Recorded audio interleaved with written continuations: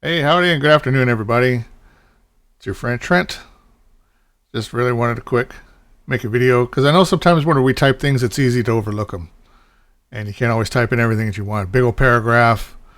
What's that abbreviation? Too long, didn't read. Blah blah blah. Whatever. So maybe it's better to make a little quick video, and my video is about being able to reach out whenever things are feeling overwhelming, aka depressed. Um, I would say that everybody gets to a point whenever they feel depressed about something, anything, whatever it is, big, little. Um, and it seems like kind of the little things we find ways to, for lack of better terms, I could say, self-help, self-medicate, something along those lines. And I know whenever you say self-medicate, everybody immediately turns to, alcohol and drugs. But I'm talking about me, like a self-medication would be playing music, getting behind the drum kit and just jamming out for a little while. It's like exercise for me. And as anybody knows in the athletics world, exercise releases endorphins. And as the character on that movie that I love to quote so often, exercise releases endorphins, and endorphins make you happy. And happy people don't just kill their husbands. Legally Blonde. Yes, that's the movie I'm referring to. But the way she says it's just so cheerful. So for me, again, like I said, it's the self-medication is medicating, I guess, myself with endorphins, trying to find a way to make myself feel a little bit better. But I will tell you that what it boils down to is motivation. I don't always have the motivation. Sometimes it's easy to just wallow and sit there in my own pity party and despair and feel bad about things, and that I'm tired. Not just physically, but emotionally, mentally. I'm exhausted, and maybe it would be easier just to end it all. And unfortunately, I've had some friends that have done the same. And, I'm not going to throw any names out there. Everybody's got probably somebody that they know, or a friend, somebody, a family member. The thing is, what I'm trying to get to is that the idea of taking your own life is becoming more and more prevalent, especially with social media. I think it's kind of that one last dive, that one last opportunity to reach out and say, hey, I really truly need some help in this particular area.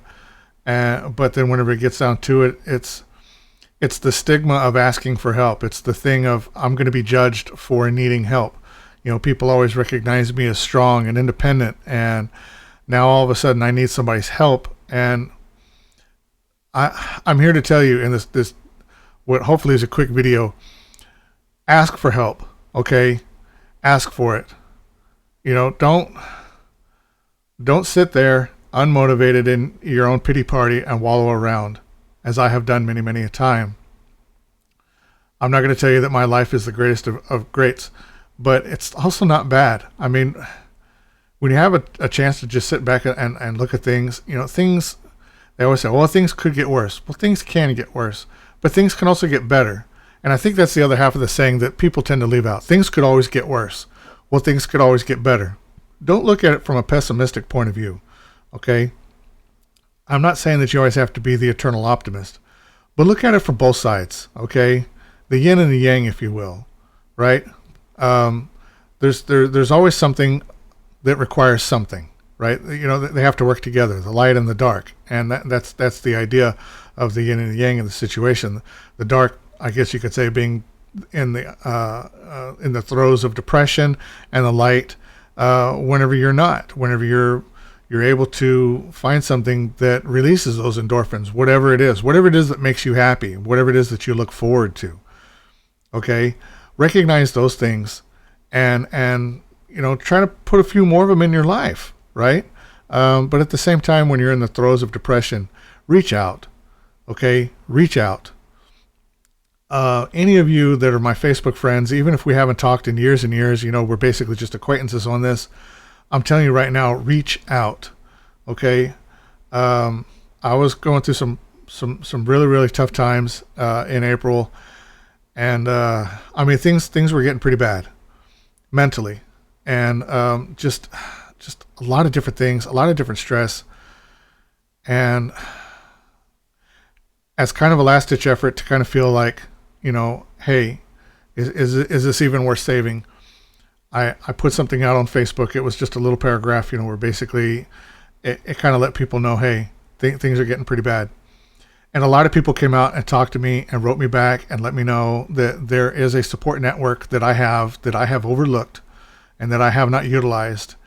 And for that, I apologize to those people, because basically I made everybody worry.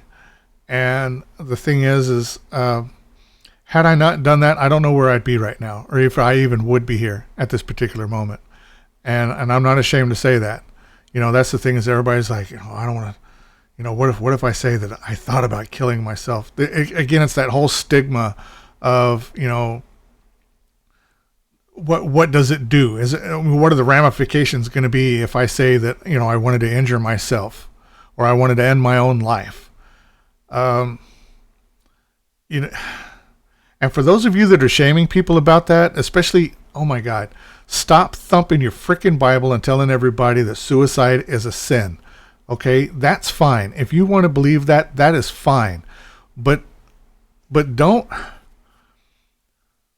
justify your religious belief as a proper way to handle somebody who's going through something incredibly difficult in their life and they don't know what else to do.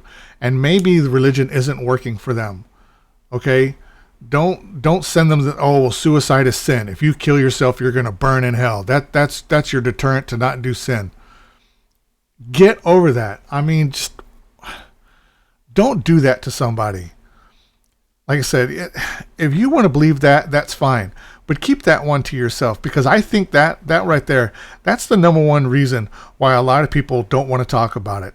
That's the repercussion that they're so worried about, is that somebody's going to tell them, well, if you die, then you go to hell. And if you kill yourself, I'm not going to go to your funeral, and we're not, and I'm never going to think highly of you. And then I'm telling you right now, you're not part of their support network.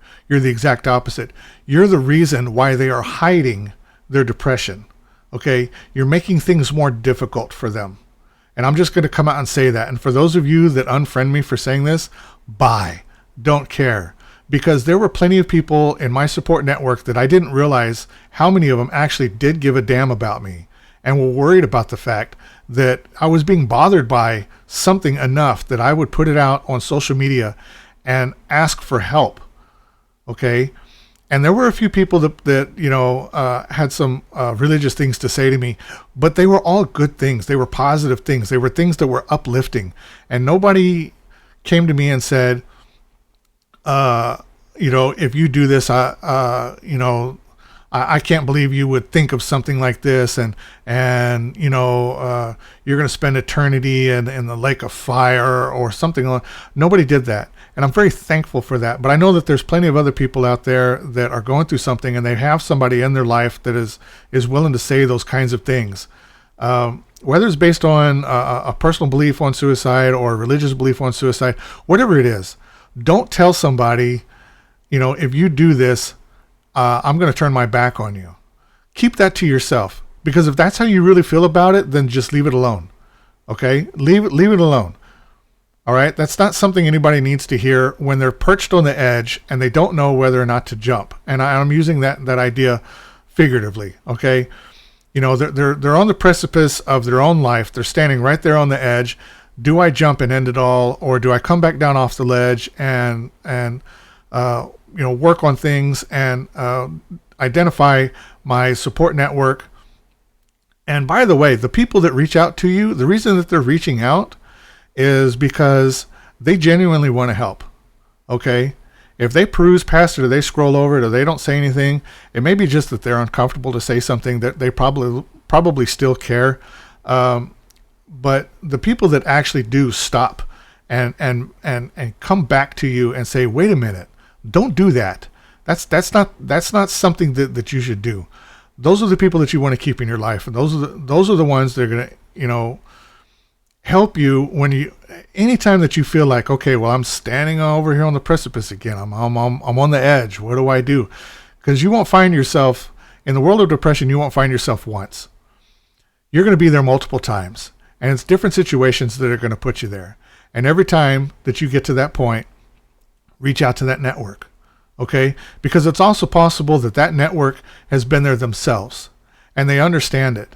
And the thing is that they don't want to be pushed over the edge either. And they want to know that you can identify with them and understand, and that y'all have that common, I wouldn't even say it's a bond at that particular point, but it's, I guess you could say it's the commonality of understanding that your life can end up in shambles and somebody can come along and put their hand out and say, I'll help you. I may not be able to help a whole lot, but I'm going to help you. And some help is better than none at all. And some help is definitely better than trying to threaten somebody into not doing something like that. That's you know, if your life is so damn perfect, so freaking perfect, that you have never once had an angry thought in your mind, and you have never broken a single tenet of your religious organization, whatever it is, if you're just so freaking perfect, then I will stand next to you and identify you as either the Lord or Jesus himself. Okay? Because all the rest of us have found a way to fall short of the glory of God. If you want to read that passage in there as well. All of us fall short of the glory of God. But it's how you identify the fact that you need some help. And then you bring yourself to asking for that help. Okay? That right there, that is the way to go. All right. I am so glad that I reached out to people, and I even heard from people that I thought I was flabbergasted, I guess is the only word I can use to possibly describe some of the messages I received from some folks that were like, hey, I've been going through some tough times myself. And one person in particular, I'm not going to say any names, but somebody had wrote to me, the last few years have been incredibly difficult. And this was a person that I would have never expected that from. Never in a million years, right? And I was like, wow, this is somebody that I have always looked up to. This is somebody that has always, I guess, impressed me, right? Has set a bar to a level that I wish that I could get to myself. And then whenever I hear something like that from them, it humanizes them again, right? I wouldn't say that I've idolized this individual. Nothing along those lines, nothing that quite dramatic. But I guess it's something to the lines of, everything about them was something that I was like, I aspire to that. Okay, I aspire to the things that they have and to the accomplishments that they've done, because we seem to be on a very similar trajectory here, right? Our lives, in my opinion, are kind of comparable in that particular way, where I want to better myself through education, and I want to have a nice career, and I want to have certain things, and this individual seems to have all of them, right? And I'm looking at that, and I'm like, how do I get to where they are? I'm kind of using them as a little bit of my own personal roadmap, if you will. And then whenever I find out that they've been standing on the edge alongside me this whole time, and I didn't know that, that was humanizing. That was very humanizing right there. And it meant a lot to me that particular individual reached out and said that to me. So that's what I'm asking you to do, is do the same. Reach out. Talk to somebody. Let your support network know that you need it. You need them. You need the help. Everybody says ignore the naysayers, and that's hard to do. It's really, really hard to do. Okay? Because when you're that vulnerable, everything, every word, every negative word is like, it's like the cut of a knife, right? It hurts. It inflicts pain. And it's even that much more sensitive whenever you're already at that particular point. And so for those of you that are chastising and judging an individual, judge yourself, right? Chastise yourself. Judge yourself. Because, I go to church every weekend and I do this and I do that. Yeah, well, good for you. Leave that mentality to yourself, where you've now elevated yourself above somebody, and their actions are despicable in your mind, and they're beneath you. That's, man, I really want to just say some things that are not suitable for work, but I'm just going to leave that as it is. Those kinds of people, you are not helping. You are not helping. And I would say the one reason why you're coming out and saying that is probably because you're in the same boat too. You are just as depressed as they are, and you're angry that they have the courage to come out and ask for the help, and you haven't yet had the courage to do it.